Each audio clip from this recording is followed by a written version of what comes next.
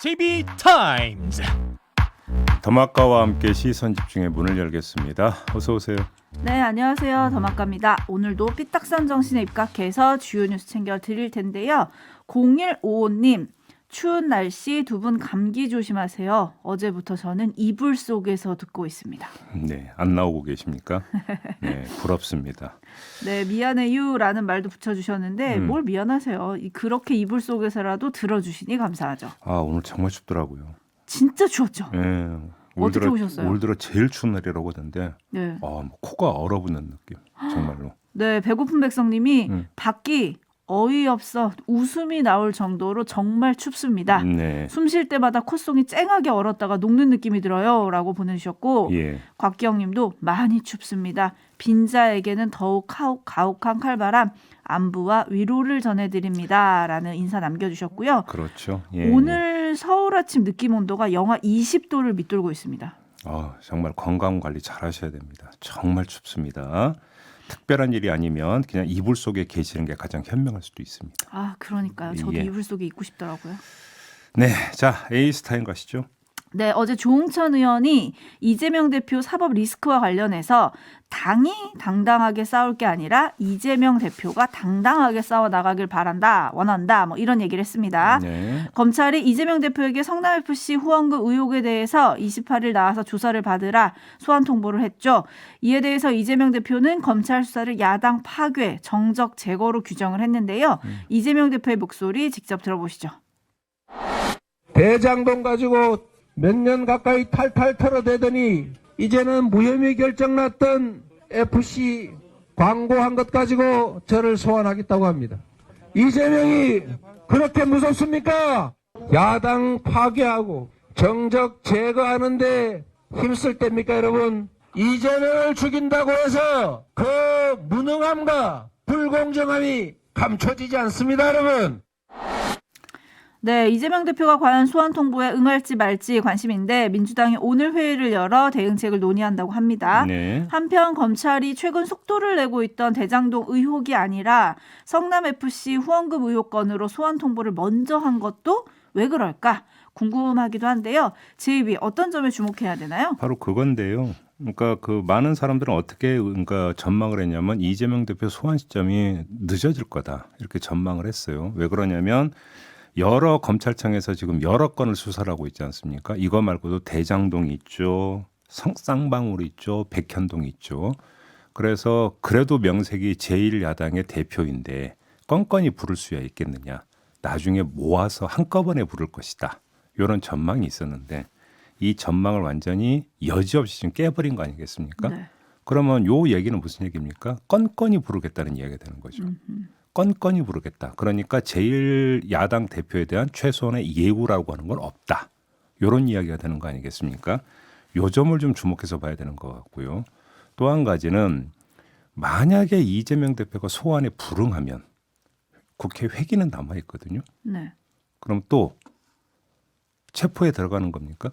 그럼 체포 동의안 또 처리가 돼야 되는 건가요? 이것도 궁금한 대목이거든요. 근데 이거는 지금 뭐라고 얘기할 수 없는 게 민주당이 일단 방침을 세워야 되는 거니까 그 여하에 따라서 달라지는 거 아니겠습니까? 그래서 그거는 좀 나중으로 미루고 다만 건건이 부르겠다라고 하는 이 기본 접근법에 대해서 어떻게 볼 것이냐. 우리 촌철님들은 어떻게 볼지가 좀 궁금한데요. 관련 인터뷰는 3부에 예정이 되어 있습니다. 네, 김남국 의원과 3부에서 좀 짚어보도록 하겠습니다. 네. 5696님이 이재명 대표가 수렁에 빠지더라도 당마저 수렁에 빠져들어가면 안 됩니다. 라는 의견을 보내주시기도 하셨고 건건이 귀찮게 하겠다는 검찰 아닙니까? 뭐 이런 의견 보내주시는 분도 계신데 민주당 내 반응 어떤지 좀 들어보도록 하죠. 네. 뉴스와 분석이 함께한 제이비타임즈 오늘 주목할 뉴스들 챙겨드리겠습니다. 첫 번째 뉴스 어떤 건가요? 여야가 어제 예산안과 부수 법안에 대해서 합의를 봤습니다. 네. 오늘 오후 6시에 열리는 본회의에서 일괄 처리하기로 합의를 봤는데요. 내용은 법인세를 구간별로 1%포인트씩 일괄 인하하고 내년부터 시행 예정이었던 금융투자소득세는 시행을 2년 유예하고 증권거래세는 현행 0.23%에서 2025년 0.15%까지 매년 단계적으로 인하하고 종부세는 1세대 1주택자는 과세 기준을 12억으로 완화하고 2주택자까지는 기본 세율을 적용한다. 이런 내용의 골자 아니겠습니까? 네, 저희가 어제 3-4번을 말했는데 세 번째 만에 되기는 되는 모양입니다. 그러니까요. 뭐 합의해서 뭐 그러니까 사인까지 하지 않았습니까? 설마 그게 뭐 번복이야 되겠습니까? 된다고 봐야 될 것 같은데. 자, 한번 몇 가지 좀 짚어봐야 되겠는데 우선 이 점부터 보죠. 조금 전에 제가 예산 부수법안 합의 사항을 전해드리지 않았습니까? 네. 이걸 한마디로 요약하면 뭡니까? 감세입니다. 감세. 어허. 세금 적게 걷겠다는 얘기잖아요. 한마디로 이야기하면 세금 줄여준다는 거니까. 그렇죠. 자, 그럼 여기서 두 가지 문제가 나오는데 정부가 그토록 부르짖었던 게 뭡니까? 재정 건전성 강화였잖아요. 그럼 이 문제는 어떻게 되는 겁니까? 두 번째, 경제난에 따른 사회적 약자 지원을 위해서는 재정이 충분히 확보가 돼야 되는 건데 세금을 줄여주면 재정이 확보가 될 수 있는 겁니까? 또 이건 어떻게 되는 겁니까? 어쩌면 양쪽으로 갈리는 문제인데 여야 합의는 그 어느 쪽에도 답이 되지 않는 것이다. 일단 이런 평가가 가능할 것 같습니다. 그리고 네. 여기에다가 뭐 예를 들어서 이제 쟁점이 됐던 행안부 경찰국과 법무부 인사정보관리단 예산은 정부 안에서 반을 감액하는 걸로 합의를 했고 정부 안에 없던 이재명표 지역사랑 상품권 예산은 3천여억 편성한다. 이런 뭐 주고받기가 있었다고 합니다. 네. 뭐 이거는 뭐 주고받기라고 하니까 그렇다 치더라도 아무튼 큰 틀에서 놓고 본다면 도대체 방향성이 무엇이냐. 요 얘기는 좀 안 할 수가 없을 것 같은데 그럼에도 불구하고 더 이상 톤은 달지 않겠습니다. 뭐 어제의 합의가 우리 정치권이 정치력을 발휘할 수 있는 최대치라면 뭐 더 얘기해서 뭐 하겠습니까? 그렇지 않겠습니까? 그냥 실행력이 없는 건데 그냥 그 자체를 받아들여야 될 것 같고요. 이제는 앞을 봐야 할 때다. 이 말씀을 드려야 될 것 같은데 시동을 건 12구 참사 국정조사의 여러 과제들, 뭐 즉 자료 제출 문제라든지 한덕수 총리 증인 채택 문제 등등에 대한 생산적 접근이 이제 더 절실해졌다고 봐야 되는 거 아닙니까? 그리고 생산적 접근을 위한 집중력을 발휘할 환경은 조성이 됐다고 봐야 되겠죠. 그리고 방송관련법이나 양국관리법이나 노란봉투법 등등 쟁점이 되고 있는 의안들이 있거든요. 이제 이 처리 과제 남아 있는 거 아니겠습니까? 그렇죠? 네. 그러면 이게 언제 합의되고 언제 처리될지 모르는 이 불투명성이 지금 계속 유지되고 있는 거잖아요. 이러면 국민들의 스트레스 지수는 또 예산안 어떤 지켜보는 거와 마찬가지로 그러니까 올라가서 내려가지 않는 거 아니겠습니까? 요거에 대해서 좀 투명성을 좀 보여줬으면 좋겠다. 이런 말씀을 좀 추가로 드리도록 하겠습니다. 물프레님이 더 춥고 어려워진다는데 세금 감면에서 어려운 분들을 어찌 챙기려고 그럴까요? 라는 질문 남겨주셨고 역풍이다님은 야당이 겨우 민생을 조금 붙잡았다고 할 수 있을까요? 또 이런 의견 보내주셨어요.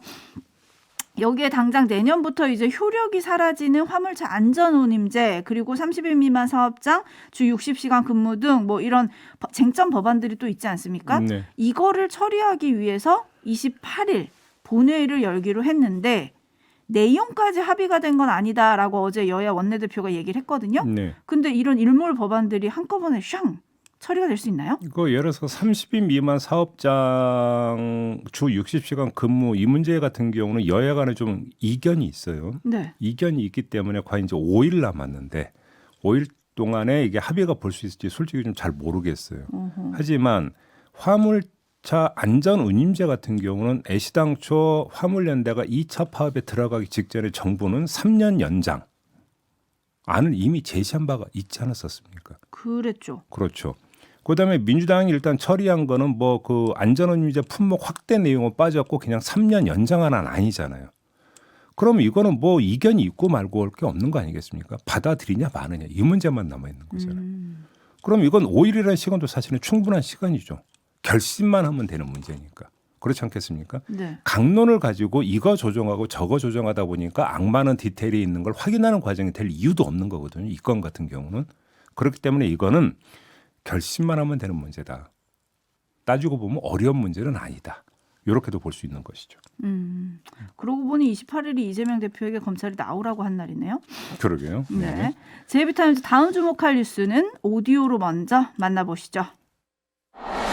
최근 용산으로 옮긴 대통령실 앞에서의 집회를 허용할지 여부를 두고 논란이 있었죠. 현행법상 대통령 관저 주변 100m 안에서의 집회를 금지하고 있다 보니 생긴 일인데 헌법재판소가 이런 집회 금지 조항이 위헌적이라면서 법을 고치라고 결정했습니다. 헌재는 대통령 관저 주변은 국민이 집회로 대통령에게 의견을 전달하기 가장 효과적인 장소라며 집회 전면 금지는 집회의 자유의 핵심적 부분을 제한한 것이라고 지적했습니다. 돌발적, 폭력적 상황이 생길 수 있다는 우려도 너무 막연하다며 불법, 폭력 집회에 대응할 다른 규제 수단이 충분하다고도 덧붙였습니다. 네, 이 결정이 갖는 의미를 좀 짚어봐야 될 것 같은데요. 이 국민의 집회 시위의 자유를 폭넓게 인정한 결정, 뭐 이렇게 봐야 되는 거 아니겠습니까? 네. 자, 여기까지는 원론적인 평가고 뭐 굳이 더 덧붙일 이야기도 없는데, 근데 현실을 좀 돌아보면 이 결정의 의미가 자칫하면 반감될지도 모르겠다. 이런 얘기를 좀 해야 될 것 같습니다. 아니 이제 나온 따끈한 결론인데 반감이 된다고요? 왜 그렇습니까? 지금 좀 그 흔히 볼 수 없는 장면이 지금 연출이 되고 있다고 하는데요. 권영세 통일부 장관이 집시법 개정안을 발의하려고 의원들 서명을 받고 있다라는 세계일보 보도가 있었습니다. 통일부 장관이요? 예, 내용은 소음 규제인데 집회 시위 참가자의 권리뿐만 아니라 집회 시위 장소 주변 국민의 사생활 평온과 건강권, 학습권 및 휴식권도 중요하다라는 취지로 개정안을 마련을 했다라는 건데 소음 기준을 대상 지역과 시간대별로 세분화한 내용이거든요. 이를테면 주거 지역과 학교, 종합병원 주변 지역에선 주간 60에서 80데시벨 이하, 야간에는 50에서 70데시벨 이하로 제한하는 식입니다. 처벌 기준도 강화한다고 하는데 현행법은 관할 경찰서장이 기준치를 초과한 소음을 발생시킨 집회 시위 주최자에게 확성기 사용 중지를 명령할 수 있다 이렇게만 규정되어 있는데 개정안에는 명령을 위반하거나 거부 방해한 자는 1년 이하의 징역 또는 200만 원 이하의 벌금 구류 및 과료에 처한다라는 조항이 포함이 됐다고 합니다. 오, 아까도 제가 통일부 장관이요라고 여쭙잖아요. 네. 현직 장관이 이런 법안을 발의를 합니까? 지금 권영세 장관은 국회의원 신분도 지금 겸하고 있지 않습니까? 국회의원은 당연히 법안 발의권이 있죠. 아, 네. 하지만 장관직을 수행하면서 장관 업무와 별 상관이 없는 내용의 법안을 발의한 전례는 제가 좀 그 지식이 짧아서 그런지는 모르겠지만 잘 찾기가 힘듭니다. 네. 그래서 이례적이다 이런 말씀을 드리는 건데 그래서 이례적인 만큼 그 법안을 발의하려는 의도와 이유를 살펴야 되는 거 아니겠습니까? 네. 예를 들어서 그 문재인 전 대통령 사저 주변의 어떤 그 소음 문제는 저희도 계속 제기한 바가 있지 않습니까?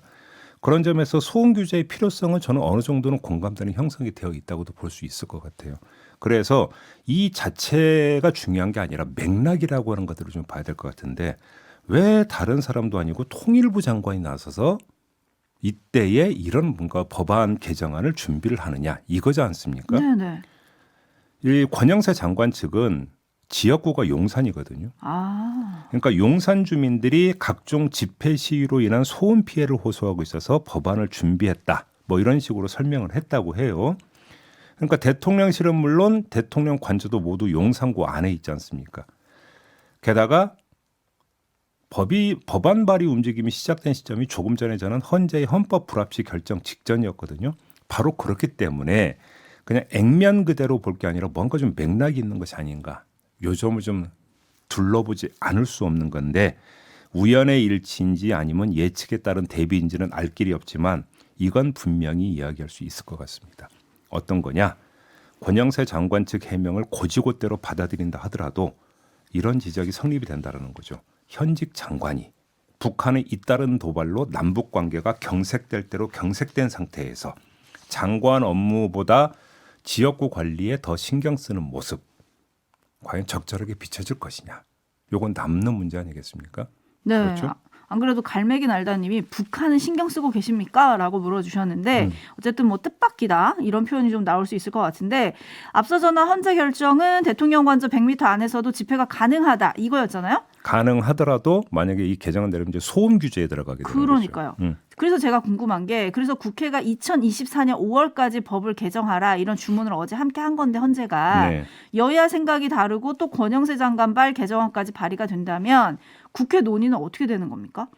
헌법 불합치 결정 같은 경우는 언제까지 개정하라고 했는데 개정 안 하고 버티다가 나중에 문제된 거 종종 있었거든요. 종종 봤죠. 있었죠 사례가. 네. 그래서 일단 국회가 발빠르게 움직일지 2024년 한참 남았네요. 한참. 총선이 있는 애 아니에요? 그러니까 한참 남았기 때문에 국회의 어떤 그 아주 그 특유의 어떤 비전절기 있지 않습니까? 벼락치기. 네. 근데 또 이렇게만 볼 수 없는 게 이미 행안위를 통과했고 집시법 개정안이 있는 거 기억하시죠? 아, 네네. 이게 아마 이제 그 물고 물려가지고 어떻게든지 간에 아마 테이블에 올라올 수는 밖에는 없을 것 같습니다. 여기서 어떻게 종합 정리되는지 이 문제가 이제 앞으로 관심이 초점이 된다고 봐야 되겠죠. 네, 그리고 또 중요한 건 여야가 바라보는 시선도 다르다는 거잖아요. 그렇죠. 여당은 대통령실 앞을 바라보고 있고 야당은 전직 대통령의 사저 앞을 또 바라보면서 집시법 개정안을 마련을 하고 있기 때문에 그 논의 속에서 권영세 의원 장관 발까지 합쳐서 어떻게 논의가 될지 좀 네. 지켜봐야 될 것 같습니다. 뉴스와 분석이 함께하는 제이비타임즈 다음 주목할 뉴스는 어떤 건가요? 서울시 의회 문화체육관광위원회가 26일부터 29일까지 일본 도쿄를 다녀오려다가 최근에 취소를 했다고 합니다. 문화관광도시 컨텐츠 확충 방안을 모색하고 일본 관광청과 일본 여행업협회 그리고 일본 최대의 여행사인 JTB 등 정부 및 업계 관계자들과 협업을 논의한다라는 목적이라고 합니다. 문광위 위원 8명, 국민의힘 소속 6명, 민주당 소속 2명과 수행공무원 4명, 도합 12명이 다녀오는 계획을 짰었는데 투입할 예산이 2,636만 원이었다고 합니다. 물론 취소가 되기는 했었는데 한두 번 있는 일이 아님에도 불구하고 제가 이걸 지금 전해드리는 이유가 이들이 도쿄 출장 계획을 논의하기 시작한 시점 때문입니다. 언제인데요? 1차 회의를 연 게 12구 참사 발생 나흘 뒤인 지난달 2일이었다고 합니다. 이때가 언제입니까? 국민 애도 기간이었습니다. 네. 그리고 방문지를 도쿄로 확정한 2차 회의는 5일 뒤인 7일 열렸다고 합니다. 사회적 분위기가 어떻게 흘러가는지는 상관없이 출장 계획 짜고 있었다. 이런 이야기가 되는 거 아니겠습니까? 네. 하나 더. 민주당 같은 경우는 이 참사에 따른 사회적 분위기를 고려해서 연말까지 해외 출장을 자제하기로 당 방침을 세웠음에도 불구하고 이 당 소속 2명의 시의원은 나는 가야겠다. 이래서 도쿄여행에 참여하기로 또 결정을 한 일이 있었다고 합니다. 자, 문광희 소속 한 시의원이 이런 말을 했다고 하는데요. 이태원 참사 이전부터 논의가 있었고 1차 회의를 한 때가 이태원 참사 애도 기간이긴 했지만 우리가 해야 할 일은 해야겠다고 판단해서 추진했다. 이렇게 해명을 했다고 하는데 정말로 해야 할 일을 했을까요? 하나만 말씀드리겠는데요. 서울시의회가 지난달 15일 본회의에서 이태원 참사 특위 구성 결의안을 통과를 시켰거든요. 아직까지 구성을 못하고 있다고 합니다. 근데 무슨 할 일을 좀 하고 있다는 얘기가 어떻게 저렇게 버젓이 나올 수가 있습니까? 오리니님의 촌철로 마무리하겠습니다. 아우 속 터져. 마무리하죠. 더마카 수고하셨습니다. 고맙습니다.